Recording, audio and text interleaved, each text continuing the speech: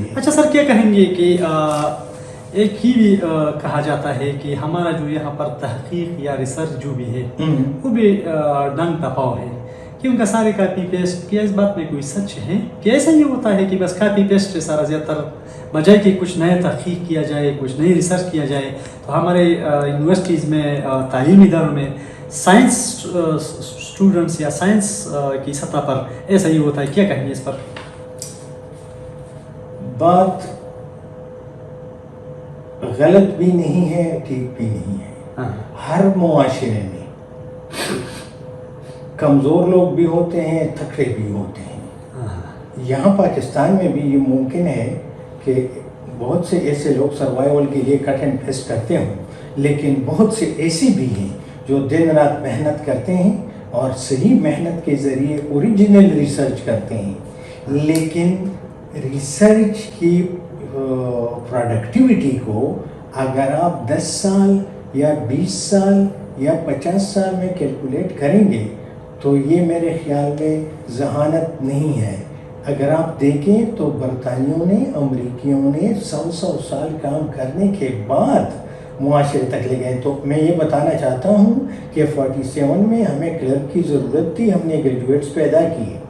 اگلے 2-3 اشروں میں پھر سائنس انٹروڈیوس ہوگا. تو پہلے اسکولوں میں آپ پوچھیں، اپنے بڑوں سے پوچھیں، بزرگوں سے پوچھیں، تو آرٹس کا بندہ سائنس پڑھاتا تھا. ان سائنس کی کوالیفائڈ لوگ اتنے ہی نہیں تھے. پھر ہم نے ایم ایس سی کرنا شروع کیا اور مختلف سبجیکٹ پڑھے.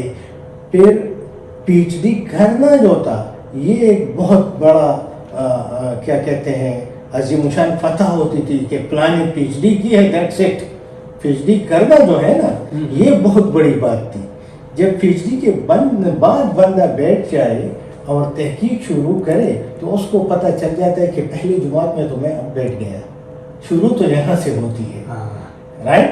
تو ہماری پریویس جنریشن تھی، انہوں نے ماسٹرز پیدا کیے. ہمارے جنریشن جو ہے ان نے پبلیکیشن پیدا کی، اس قابل بنایا لوگوں کو. اب ہمارے اسٹوڈنٹس بڑی کانفیڈنٹ کے ساتھ پبلش کرتے ہیں امپیکٹ فیکٹر جرنلز میں. اب جو ہمارے اسٹوڈنٹ ہیں ان کی یہ ذمہ داری ہوگی کہ اس مشن کو آگے بڑھائیں اور تحقیق کو پروڈکٹیو بنائیں معاشرے کے لیے. تو یہ انشاءاللہ ہوگا، یہ ناممکن نہیں ہے. لیکن میں نے جس طرح ابتدا میں بتایا کہ صنعتکار، سرکار اور استاذ کو اکٹھے بیٹھنا ہوگا، تب یہ ہوگا. اچھا سر، کیا کہیں گے کہ باہر میں پڑھائی کے ساتھ ساتھ کچھ نہ کچھ ایجادات بھی ہو جاتے ہیں، جس طرح ترقی یافتہ ممالک میں امریکہ، یورپ، وہاں پڑھتی بھی ہیں اسٹوڈنٹس کے دور میں وہ کوئی لیپ ٹاپ بنا سکتا ہے، کوئی کمپیوٹر ایجاد کر سکتا ہے. ہم نے آج تک اگر پھر میں آپ سے ملک کی بات پوچھ لوں، ہم نے آج تک کیا ایجاد کیا، کیا کہیں گے اس پر؟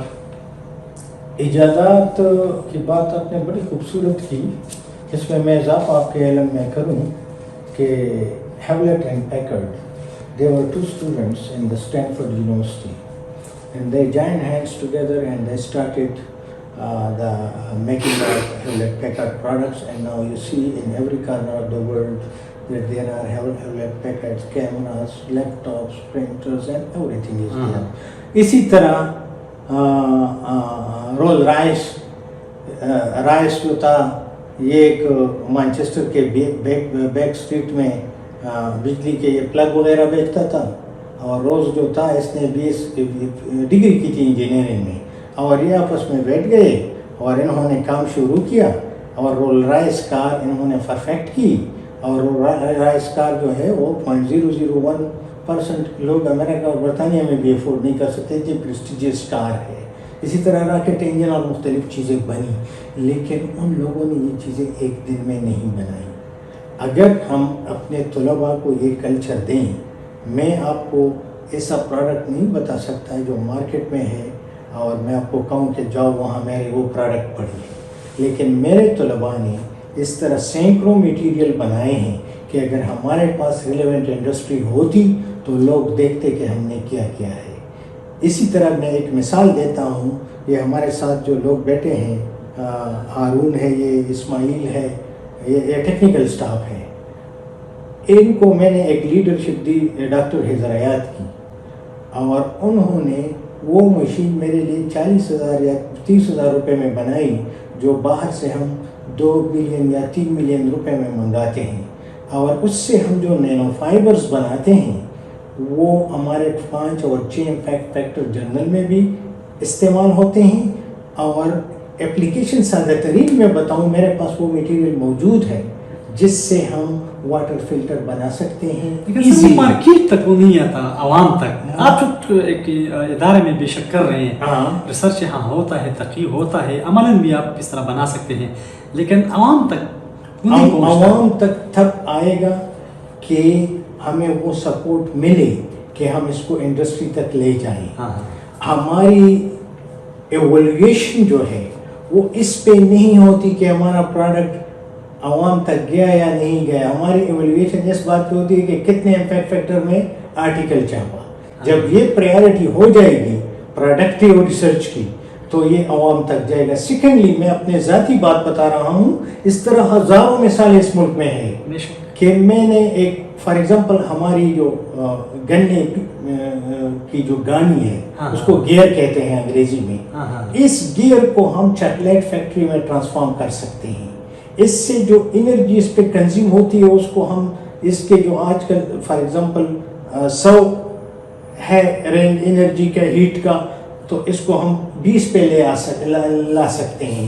اس کا جو ویسٹ ہے اس سے ہم بہترین پروڈکٹس بنا سکتے ہیں، لیکن ان کے لیے ہمیں پروٹوٹائپ بنانے ہوں گے، ان کے لیے ہمیں فنڈنگ کی ضرورت ہوگی، ان کے لیے ہمیں وہ انکریجمنٹ ہونی چاہیے ہائر اتھارٹیز کی طرف سے بھی، گورنمنٹ کی طرف سے بھی، اور مارکیٹ کی طرف سے بھی۔ میں آپ کو ایک سادہ مثال دیتا ہوں کہ انگلینڈ میں میرے پاس کچھ لوگ آئے اور مجھے کہا کہ یہ آپ کے گھر میں تو بڑے خوبصورت اسٹیچوز لگے ہیں اور یہ پلیٹس بڑے خوبصورت ہیں، یہ کیوں یہاں پڑے ہیں؟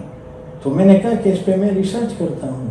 تو اس نے کہا اگر آپ یہ ریسرچ کرتے ہیں تو یہ تو ہم انگلینڈ سے جب پشاور یا لاہور یا کراچی منگاتے ہیں تو ہمارے تو اس پہ ہزاروں پاؤنڈز لگتے ہیں، تو اگر آپ یہ بنا سکتے ہیں تو ہم پشاور میں یا ادھر کیوں نہیں بناتے؟ میں نے کہا میں نے ان کو ایٹامک لیول تک اسٹڈی کیا ہے، آپ میرے پاس آ جائیں اور مجھے بتائیں تو میں آپ کو فارمولہ بنا کے دے دوں گا۔ تھوڑی سی محنت کی بات ہے۔ 2-3 سال ہو گئے، کوئی جواب نہیں آیا۔ تو پھر وہاں ایک لڑکا بیٹھا تھا، اس سے میں نے کہا کہ لوگ آئے تھے اور مجھ سے یہ بات کر رہے تھے تو ان کا جواب نہیں آیا۔ تو انہوں نے مجھے کہا کہ ان کا جواب مجھے آیا تھا کہ لوگ وہاں پلیٹ کی کوالٹی کو نہیں دیکھتے، ان پہ وہ جو مارک ہوتا ہے اس کو دیکھتے ہیں کہ is it Royal Dalton or not, is it Woodwards or not, if it is not made in England then people are not buying it۔ تو یہ غلامانہ سوچ ہمیں ختم کرنا ہوگا کہ اپنے پروڈکٹ پہ فخر کرنا، یعنی یہ کتنی شرم کی بات ہے کہ ہم جب بچے تھے تو ہمارا کھلونا ہمارے گلی کا ترکان بناتا تھا، اور آج اس ترقی یافتہ دور میں ہمارے بچوں کے کھلونے چائنا سے آتے ہیں، انگلینڈ سے آتے ہیں، امریکہ سے آتے ہیں، نہیں بنا سکتے، ہم نہیں بنا سکتے۔ ہمارا کھلونا ہمارا ترکان بنا سکتا تھا، لیکن آج کی ترقی یافتہ دور میں ہم اپنے بچوں کے کھلونے نہیں بنا سکتے۔ اس کا مطلب ہے کہ تعلیم نے ہمیں مفلوج کیا ہے، education has paralyzed us، right? تو اس ایجوکیشن پہ بار بار ہمیں سوچنا چاہیے۔ میں یہ باتیں آپ کو بتا رہا ہوں، میں تقریباً پچھلے 18 سال سے لگا ہوں، یہ باتیں لوگوں کو بنا رہا ہوں، یہ چیلنجز دے رہا ہوں، لیکن مسئلہ یہ ہے کہ یہ کام، اس کام کے لیے ٹیم میکنگ کی ضرورت ہے۔ میں نے جب بھی ٹیم ورک کے لیے کوشش کی، اچھے لوگوں کو میں لایا، تو میرے ہائر اتھارٹیز نے اسے نہیں جوڑا، مختلف طریقے استعمال کیے کہ یہ ٹیم نہ بن سکے۔ اگر یہ ہماری ایٹیٹیوڈ رہے گی تو قیامت تک ہم ترقی نہیں کر سکتے۔ اگر آج ہم نے اپنا ایٹیٹیوڈ چینج کیا، ایٹیٹیوڈنل چینج کی بہت ضرورت ہے، اگر یہ ایٹیٹیوڈ ہم نے چینج کیا تو میں آپ کو گارنٹی دیتا ہوں کہ کل سے ہم ترقی یافتہ ہیں۔